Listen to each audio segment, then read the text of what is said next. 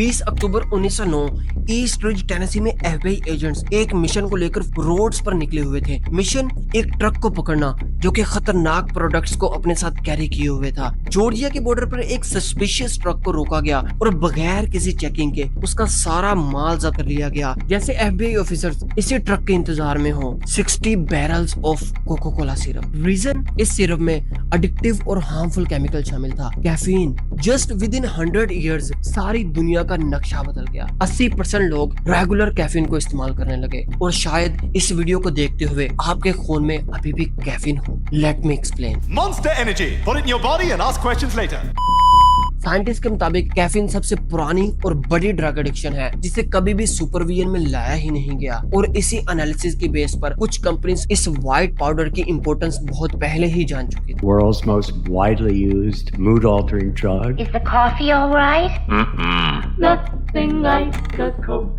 Chapter 1, rise of coffee. Tea spoon का 16वां हिस्सा आपकी नींद उड़ाने के लिए मोर देन इनफ है और चौथे हिस्से से आपका दिल स्पीडीली पंप करना शुरू हो जाएगा जिससे पसीना और घबराहट कॉमन देखी जाती है। And 1 tablespoon will kill you. But coffee को अंडर सुपरविजन इस्तेमाल करने से कैंसर, दिल की बीमारियां, शुगर, पार्किंस डिसीजेस और डिप्रेशन के काफी चांसेस कम हो जाते हैं। लिटरली ऐसा हमारे ब्रेन में ड्रिल किया जा रहा है ताकि कैफीन एंड मोस्टली कॉफी की डिमांड क्रिएट की जा सके। यही वजह है कि आज $100 बिलियन से भी ज्यादा कॉफी की डिमांड बन चुकी है। एंड आपको ये जानकर शॉकिंग लगेगा कि घर के सौदे सर्फ के बाद कॉफी सबसे ज्यादा खरीदी जाने वाली चीज है। क्यों? क्योंकि लोग कॉफी पीना पसंद करते हैं एंड कुछ लोग कूल दिखने के लिए कॉफी पीते हैं। एंड कॉफी कोई न्यू इन्वेंशन नहीं बल्कि 15वीं सदी से कॉफी पी जा रही है। बट 1920 में कॉफी की डिमांड में सडन इंक्रीज आया जब अमेरिका ने 3000 कॉफी हाउसेज पर बैन लगा दिया। एंड लिटरली इस बैन के बाद 1922 में सिर्फ इथियोपिया ने 2.2 मिलियन केजीज कॉफी एक्सपोर्ट की। और 1923 में बोस्टन के न्यूज़पेपर में एक आर्टिकल पब्लिश हुआ। इस उदास दुनिया में, खास तौर पर हमारे जैसे मुल्क में जहाँ शराब की कमी के बायस कॉफी सुकून देने में काफी इंपॉर्टेंट रोल प्ले कर रही है। और शराब तो एंशिएंट टाइम में इतनी आम थी कि एवरेज ब्रिटिशर डेली 3 लीटर शराब पीता, इंक्लूडिंग चिल्ड्रंस।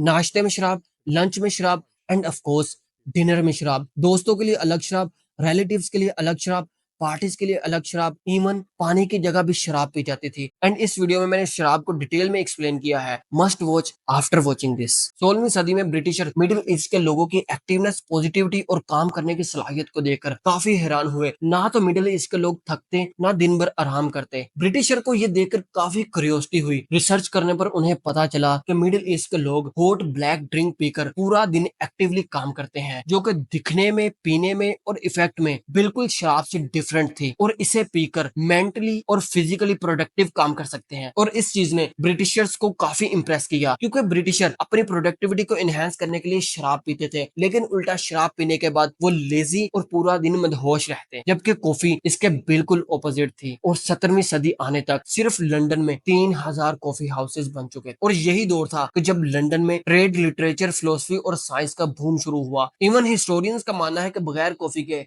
ये सब पॉसिबल ही नहीं था। ब्रिटिशर की तेजी से बढ़ती हुई तरक्की और नॉलेज को देखकर Charles second, king of England ने तमाम कॉफी हाउसेज पर बैन लगा दिया। बट लोग किसी सूरत भी अब कॉफी को छोड़ने पर तैयार नहीं थे और कॉफी ब्लैक मार्केट में बिकना शुरू हो गई। इस चीज को देखते हुए पर्शियन किंग ने 400 सो कॉल्ड कॉफी स्नाइफर्स को हायर किया जिनका काम था इलीगल कॉफी रोस्टर्स को पकड़ना। लेकिन ये बैन ज्यादा देर तक चल नहीं सका और इस बैन के बाद कॉफी की डिमांड बहुत तेजी से बढ़ना शुरू हो गई क्योंकि कॉफी में मौजूद कैफीन के लोग इस कदर तक एडिक्ट हो चुके थे।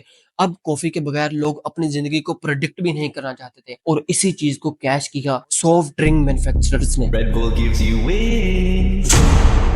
$1 बिलियन इंडस्ट्री। कोको कोला सबसे फेमस और बदनाम ड्रिंक, बायकॉट इसराइली मसनूआत, जिसे बच्चा बच्चा जानता है। कोको कोला एक सडन इन्वेंशन है जो कि एज अ मेडिसिन इन्वेंट हुई। फार्मासिस्ट जॉन ने कोको कोला को सर के दर्द और डिप्रेशन के लिए बनाया था, लेकिन इसे पीने से लोगों को इसका टेस्ट इतना ज्यादा पसंद आता कि लोग इसे एज अ मेडिसिन नहीं एज अ ड्रिंक पीना शुरू हो गए क्योंकि इसमें कोकेन और कैफीन मिलाई जाती थी। ये एज अ मेडिसिन से एज अ सॉफ्ट ड्रिंक बन गई। लेटर ऑन कोकेन को तो रिमूव कर दिया गया but caffeine still coca cola formula का पार्ट है। 20वीं सदी में हार्वे वाशिंगटन विले ने, जो कि फूड ड्रग इंस्पेक्टर थे, कोको कोला कंपनी पर केस कर दिया। इल्जाम ये लगाया कि इसको पीने से से लोग इसके एडिक्ट हो रहे हैं, इवन 4 साल के बच्चे तक। जैसे अफीम के कोको कोला के खिलाफ उसने जंग छेड़ दी और एफबीआई को कोको कोला की तमाम सप्लाईज को जब्त करने का ऑर्डर दे दिया। ये केस हर तरफ डिस्कस किया जाने लगा क्योंकि ये case the most powerful government and the most largest beverage manufacturer के दरमियान था, coca cola and US government. और इसकी हेयरिंग में साइंटिस्ट, डॉक्टर और रेगुलर कोक ड्रिंकर थे। हार्वे विले ने अपनी फाइनल बात करते हुए कहा, कैफीन खतरनाक होने के साथ साथ जहरीली भी हो सकती है। कोको कोला ने फौरी तौर पर साइंटिस्ट की टीम को भारी अमाउंट देकर एक्सपेरिमेंट करने के लिए कहा। After few weeks caffeine harmless, even caffeine mentally और फिजिकली पावर को भी एनहेंस करती है। And simply coca cola wins. और इसके बाद भी कोको कोला पर काफी केसेस किए जाने लगे। इवन कोको कोला ने वॉलंटरी कैफीन की कुछ क्वांटिटी को कम कर दिया। इन केसेस से लोगों को क्लियर हो गया कि कैफीन हार्मलेस, इवन प्रोडक्टिव है। और इसके बाद दूसरी सॉफ्ट और एनर्जी ड्रिंक्स ने भी सर उठाकर बिजनेस करना शुरू कर दिया।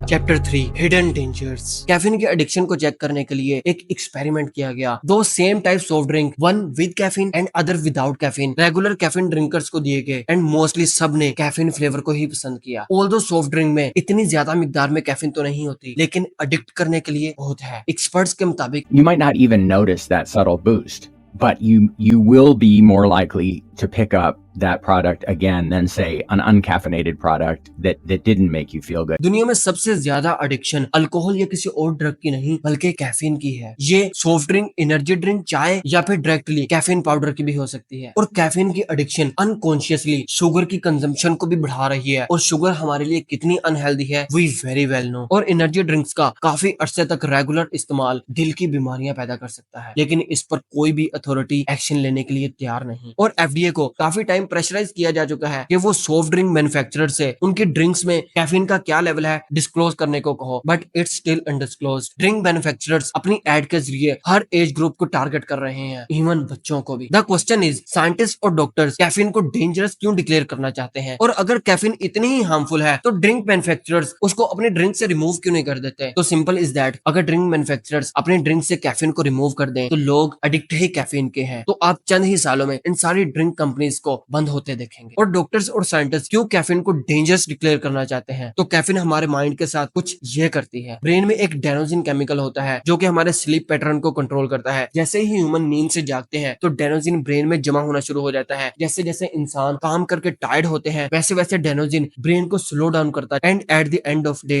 और ब्रेन में डेनोजिन केमिकल पीक पर होने की वजह से हमें नींद आना शुरू हो जाती है। कैफीन इसके बिल्कुल ऑपोजिट करता है, क्योंकि कैफीन और डेनोजिन का स्ट्रक्चर सेम होने की वजह से कैफीन डेनोजिन की जगह ले लेता है और नींद फुर। तो ये सोने पर सुहागा नहीं कि नींद भी उड़ गई और अब हम ज्यादा काम कर सकेंगे और इवन हमारी प्रोडक्टिविटी भी एनहेंस होगी। गलत। नींद हमारी बॉडी के लिए इतनी ही जरूरी है जितना गाड़ी के लिए पेट्रोल। जब हम सोते हैं हमारी बॉडी एक रिपेयर मोड में चली जाती है और पूरे दिन में जितने हमारे मसल ब्रेक हुए उन सबको रिपेयर करना शुरू कर देती है। और कैफीन सिर्फ हमारे ब्रेन को बेवकूफ बनाती है और लंबे अरसे तक कैफीन का इस्तेमाल करने से हमारे ब्रेन में डेनोजिन एक्सेप्टर बढ़ना शुरू हो जाते हैं एंड एक्सपेक्टेड उनकी भी जगह कैफीन ही फिल आउट कर देता है। और इस तरह कैफीन की लत बढ़ती ही जाती है और सेम अफेक्टिंग इफेक्ट लेने के लिए हमें कैफीन को दिन ब दिन ज्यादा कंज्यूम करना पड़ता है। और ये सिर्फ हमारे स्लीप पैटर्न को ही डिस्टर्ब नहीं करता बल्कि कैफीन से हमारा डोपामिन लेवल भी इफेक्ट होता है जो कि हमें बार बार कैफीन को कंज्यूम करने के लिए उकसाता है। यही रीजन है कि कैफीन को जरूरत से ज्यादा कंज्यूम करने वाले 8 घंटे की नींद सोने के बाद भी थके हुए ही उठते हैं। एक्सेसिव कैफीन कंज्यूम करने वालों में रात को बार बार उठना भी नोट किया गया। रीजन, एक कप कॉफी में 150 mg कैफीन होती है जो कि 6 घंटे गुजरने के बाद भी 50% खून में मौजूद होती है और 12 घंटे गुजरने के बाद भी 25% खून में गर्दिश कर रही होती है। सारे डेनोजिन एक्सेप्टर फिल ना होने की वजह से बार बार आंख खुलती है और ब्रेन फुली स्विच ऑफ ना होने की वजह से सुबह थका हुआ ही उठता है। सॉल्यूशंस, ये तो क्लियर है कि कोई भी अथॉरिटी कैफीन को बंद करवाने के लिए इंटरेस्टेड ही नहीं। इसका मतलब हमें ही कुछ करना होगा। कैफीन को छोड़ना मुश्किल नहीं, बस जस्ट विड्रॉल सिम्टम्स तो जरूर होते हैं जिसमें सर दर्द, नींद आना, घबराहट होना, चिड़चिड़ापन या फिर lack of focus. Expert recommends Eliminating caffeine, say 6 or 7 hours before bedtime, seems to be a very good habit. और अगर कैफीन को पूरी तौर पर अपनी जिंदगी से दूर करना चाहते हैं तो इसके 2 वेज हैं। फर्स्ट, स्लोली कैफीन की क्वांटिटी को कम करते जाएं एंड एट द एंड उसे छोड़ दें। एंड सेकंड, फौरन से। और अब इससे कैफीन ड्रिंकर ने खुद चूज करना है कि उसको कौन सा वे ज्यादा सूटेबल है। लाइक स्लोली अगर छोड़ा जाए तो वेल एंड गुड, बट कुछ लोगों को स्लोली छोड़ने में काफी ज्यादा दिक्कत होती है। लाइक आज छोड़ता हूँ, कल छोड़ता हूँ, आज थोड़ी सी पी लेता हूँ। इन सारे क्वेश्चन का एक ही हल है, सेकंड वे, फौरन से छोड़ दिया जाए। और इस वक्त घड़ी पर बज रहे हैं ऑलमोस्ट रात के 2 और मेरे ब्रेन में सारे सारे डेनोजिन एक्सेप्टर डेनोजिन केमिकल से भर चुके हैं। अब मेरे पास दो वे हैं, या तो मैं कॉफी पी के अपने माइंड को दोबारा जुगा लूं या फिर मैं सो जाऊं, and I choose second one. उम्मीद करता हूं कि इस वीडियो से आप लोगों को जरूर कुछ नया जानने को मिला होगा, क्योंकि वीडियो बनाने में काफी ज्यादा मेहनत लगती है। तो आपका एक लाइक, सब्सक्राइब और कमेंट मुझे मोटिवेट कर सकता है, और लाजमी एक जगह पे शेयर कर दें, क्योंकि इससे आपका तो कुछ नहीं होता बट हमें बहुत ज्यादा हेल्प होती है। मिलते हैं ऐसे ही एक न्यू इन्फॉर्मेटिव वीडियो में। इल्म सीखे और सिखाएं, अल्लाह निगहबान।